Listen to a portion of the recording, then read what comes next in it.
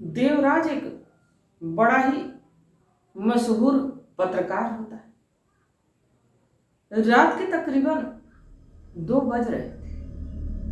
देवराज एक 10 बाई 10 के छोटे से कमरे में लैपटॉप पे बैठ के एक केस पे काम कर रहा है, निकी मिसिंग केस में। दरअसल निकी लगभग 1 महीने पहले अपने कॉलेज से गायब होती, और जब कॉलेज से गायब होती तो उसकी गुमशुदगी की रिपोर्ट दर्ज कराई जाती। पुलिस वाले इन्वॉल्व होते, निकी को तलाशने की कोशिश करते, बाकी निकी का कुछ अता पता नहीं चलता। बाकी बार बार देवराज को जैसे ये लग रहा था कि निकी मदद के लिए पुकार रही। निकी के साथ आखिर ऐसा क्या? अब देवराज इन्हीं बातों को लेके लैपटॉप के सामने बैठ के तमाम तरह के एंगल से देखने की कोशिश कर रहा था, जांचने की कोशिश कर रहा था। उसके आंखों के काले घेरे बता रहे थे कि वो लगभग 10 से 15 दिन हो चुके रहते। इस बीच सिर्फ अगर जो उठता इस केस पे से तो सिर्फ खाने के लिए या शौच जाने की। बाकी बार बार वो निकी के बारे में ही सोचता है, और कभी कभी तो उसे एहसास होता है कि निकी उसके आसपास ही है और वो मदद मांग रही। आखिर देवराज को ऐसा क्यों लग रहा था? क्या निकी मिलती या निकी के साथ ऐसा क्या हुआ? आखिर अचानक से निकी कॉलेज से गायब कहाँ? तो इसको जानने के लिए हमारे साथ वीडियो में अंत तक बने रहिए। नमस्कार, मैं सावित्री, आप सभी का यूट्यूब मंच पे स्वागत करती हूँ। उम्मीद है हमारी यूट्यूब की सारी फैमिली अच्छी हो। अपना ख्याल रखें। कभी कभी हमारे जीवन में कुछ ऐसी कहानियां हो जाती हैं, कुछ ऐसे किस्से सामने आते हैं जिसको सुनने के बाद हमें बस यही लगता है कि हम अपने घर में भी सुरक्षित नहीं, सेफ नहीं। और खास करके लड़कियों को ये कहानी पूरी सुननी चाहिए, क्योंकि जो निकी के साथ हुआ वाकई हैरान कर देने। तो इस कहानी की शुरुआत करूं उससे पहले जितने भी हमारे दोस्त हैं, जितने भी हमारे साथी हैं, सबसे यही गुजारिश है कि आप लोगों को अगर जो थोड़ी सी भी घटना पसंद आती, हमारे बताने का अंदाज पसंद आता, तो लाइक करना मत भूलिए। और आप लोगों का एक लाइक हमारा हौसला बढ़ाएगा, और हमारी यही कोशिश रहेगी कि हम हर रोज आप लोगों तक एक नई कहानी लेके, एक नया इंसिडेंट जो कि सच है उसको लेके। तो आप लोग ऐसे ही अपना विश्वास, अपना साथ बनाए रखें। तो चलिए ज्यादा बात ना करें, आज की कहानी की शुरुआत। देवराज देर रात लगभग 2 बज रहे, बार बार एक ही केस पे 10 से 15 दिनों से काम कर रहा था, और बार बार उसे यही लग रहा कि निकी उसके इर्द गिर्द। निकी लगभग 1 महीने पहले अचानक से अपने कॉलेज से गायब हो जाए। पुलिस वाले इन्वॉल्व निकी को तलाशने की कोशिश कर, बाकी ना ही कोई सबूत मिलता है, ना ही कोई सुराग मिलता है, ना ही निकी का अता पता चलता। बाकी बार बार देवराज को ये एहसास होता कि उसके इर्द गिर्द कुछ ऐसी शक्ति है जो कि बार बार उसे ये कह कि उसे बचा, यानी निकी को बचा। बार बार ना जाने क्यों देवराज को ऐसा लग रहा था। देवराज भी बड़ा परेशान था। अगली सुबह होती देवराज सीधे निकी के घर पहुंचता है, जहां की निकी की मां, निकी का छोटा भाई निकी की मां से पूछता है निकी आखिरकार कहाँ चली। निकी की माँ कहती कि निकी तो पढ़ने लिखने में तेज तर्रार थी और साथ ही उसका कोई ऐसा वैसा चक्कर भी नहीं था जिससे ये लगे कि निकी किसी लड़के के साथ चली गई या कोई ऐसी। अब देवराज निकी की माँ से निकी के कई दोस्तों का फोन नंबर लेता, पता लेता। अचानक से देवराज की नजर एक कमरे की तरफ जाती, जैसे उस कमरे से कोई उसे पुकार रहा था। देवराज निकी की माँ से पूछता है कि ये जो कमरा बंद है इसमें कौन रहता है। निकी की माँ कहती कि दरअसल जब से निकी चल गई ये कमरा बंद ही रहता है क्योंकि इसमें निकी रहता है। देवराज चेयर से उठता है और उस कमरे की तरफ जाने लगता है। निकी की माँ, निकी का छोटा भाई भी पीछे पीछे।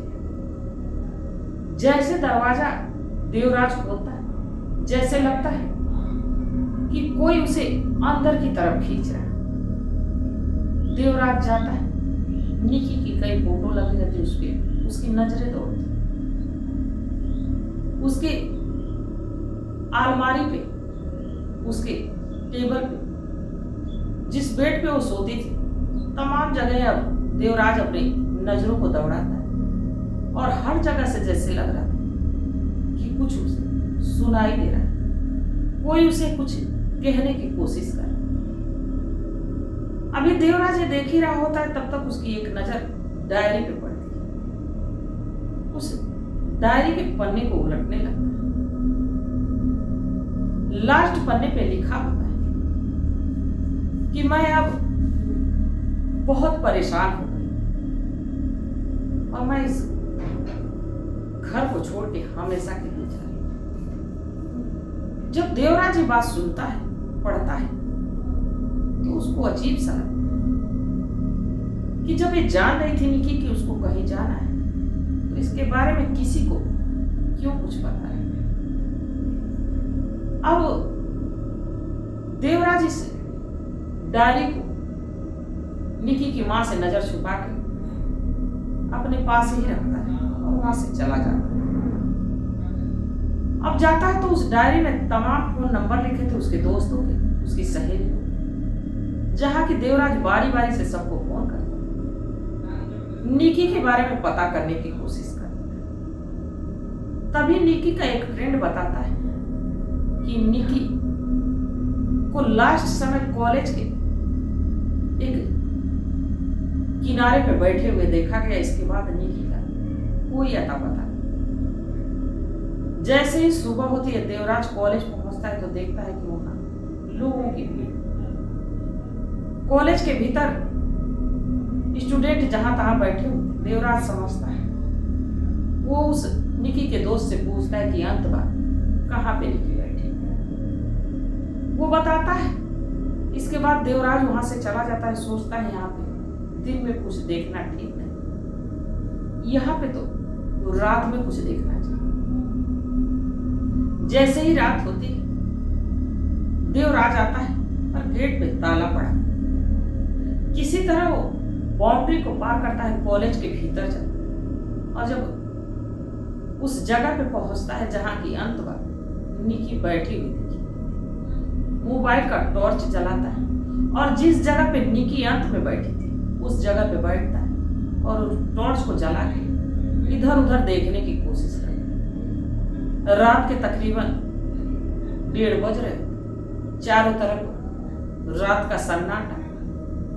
कभी कुत्ते की भौंकने की आवाज आ रही थी तो कभी रात के झिंगुरों की आवाज आ रही थी। देवराज के रोए सिहर रहे थे और देवराज को जैसे लग रहा था कि कोई तो यहाँ है। तभी देवराज की नजर एक मोबाइल के कवर पर पड़ी। मोबाइल का कवर देवराज उठाता है तो उसे याद आता है कि जो निकी की तस्वीर कमरे के भीतर लगी थी उसमें शायद निकी ने यही मोबाइल फोन लिया था, यही कवर लगा हुआ था। ये निकी के मोबाइल का कवर। देवराज कवर को उठाता है और लेके सीधे अपने कमरे पे पहुंचता है। निकी के बारे में सोचने लगता है। जैसे ही सुबह होती है फिर से देवराज निकी के घर पहुंचता और उसकी माँ से कहता है कि मुझे निकी का कमरा देखना। अब जैसे निकी के कमरे के भीतर उसकी माँ और देवराज जाते, देवराज अलमारी से एक एक कपड़े को निकी के निकालने लगता है और जब बेड पे जो गद्दा पड़ा रहता है उसको हटाता है तो देखता है कि कई जगह खून के छींटे और जैसे लग रहा है कि यहाँ किसी के साथ जोर जबरदस्ती हुई। चारों तरफ बेड पे खरोच के निशान। अब जब ये देवराज देखता है तो उसके भी होश उड़ जाते हैं, साथ ही निकी की माँ के रोंगटे खड़े। तभी उस बेड के कोने से एक पॉलीथीन मिलती जिसमें कि कुछ बाल होते और कुछ नाखून और साथ ही एक पर्ची पड़ी हुई है। जब ये बात देवराज देखता है तो चौंक सा जाता है। उसकी माँ से पूछता है, पहले तो सोचता है कि हो सके निकी ने नाखून काटा, कुछ बाल टूट गया तो इस पॉलीथीन में इकट्ठा कर दिया। और वो पर्ची, उस पर्ची पे कुछ ऐसा लिखा था, कोई ऐसा मंत्र था जिसको देवराज भी समझ नहीं। देवराज निकी की माँ से पूछता है। निकी की माँ कहती है कि दरअसल निकी की तबीयत कुछ दिनों से ठीक नहीं रहती थी। एक बाबा आए और मैंने निकी को झाड़ा लगवाया था उस बाबा से। इसके बाद वही ये पर्ची थी। इसके बाद से कुछ ही दिनों के बाद निकी अचानक से गायब। जब ये बात बाबा की सुनता है तो बड़ा हैरान सा हो जाता है कि आखिर ये क्या मामला, और शायद मदद के लिए निकी की आत्मा मुझे इसीलिए पुकारे। तभी निकी की माँ कहती है, क्योंकि वो बाबा तांत्रिकों पर बड़ा ही विश्वास करती थी, इन पूजा पाठ पे बड़ा भरोसा करती थी। बताती कि बाबा को मैं जानती, शायद इस मामले में कुछ मेरी मदद कर सके। देवराज को लेती और उस पर्चे को लेती सीधे उस बाबा के पास पहुंचती। बाबा जैसे ही वो पर्चा हाथ में लेते उसको फेंक देते और फेंकने के बाद कहते हैं कि हम आपकी कोई मदद नहीं कर सकते, क्योंकि इस पर्चे पे जिस पिशाच का प्रकोप चल रहा है वो शायद मेरे बस का है। वो बाबा एक दूसरे बाबा को बताते हैं, कहते हैं कि आप वहां चले जाइए, हो सके आपकी मदद हो जाए। फिर निकी की माँ और देवराज बताए गए पते पे पहुंचते हैं उस बाबा के पास। जैसे ही वो बाबा उस पर्चे को देखते हैं, कहते हैं कि कुछ हवन करना, कुछ पूजन की सामग्री चाहिए और ये आपके घर में ही करना। अब जब ये बात देवराज सुनता है, निकी की माँ सुनती है, तो देवराज को तो इन चीजों पर बिलीव नहीं था, भरोसा नहीं, क्योंकि वो नेगेटिव शक्तियों को कुछ समझता ही नहीं था, कुछ मानता ही नहीं। पर निकी की माँ इन बातों को मानती थी। बाबा के कहे अनुसार वो हाँ कहते, बाबा एक समय देते, सारे पूजन की सामग्री मंगाई जाती। इसके बाद एक कमरे में हवन कुंड बनाया जाता। बाबा आते हैं, बाकी उनके साथ में एक मरा हुआ काला सा पक्षी होता है, यानी कौवा, उसको वहीं रखते हैं। हवन का कार्यक्रम शुरू हो जाता है, पूजा पाठ होने लगता है। अचानक से एक धुएं जैसे आता है और उस मरे हुए कौवे में प्रवेश करता है। मरा हुआ कौवा छटपटाने लगता है। बाबा अपने मंत्र को रोक के उस कौवे को उठाते हैं और इसके बाद हवन कुंड में उसकी मुंडी को काट के डाल देते हैं। इसके बाद थोड़ी देर के बाद कुछ मंत्र पढ़ते हैं, इसके बाद अपना सामान लेते हैं, वहां से चले जाते हैं। और ये कहते हुए जाते हैं कि 15 दिनों के भीतर कुछ ना कुछ जरूर होगा। अब ये क्या होगा शायद देवराज को भी नहीं पता था और ना ही निकी की माँ को ही पता था कि कौन सी अनहोनी अब होने वाली, क्योंकि निकी का तो कुछ पता ही नहीं। निकी इस दुनिया में है या दूसरी दुनिया में, कुछ नहीं पता। अब 15 दिन का ये लोग इंतजार करते हैं। जैसे 15 दिन पूरा होता है, देवराज निकी की माँ को फोन करते हैं कि क्या निकी का कुछ पता चला, कोई सूचना आई, कोई खबर मिली। निकी की माँ कहती है कि नहीं।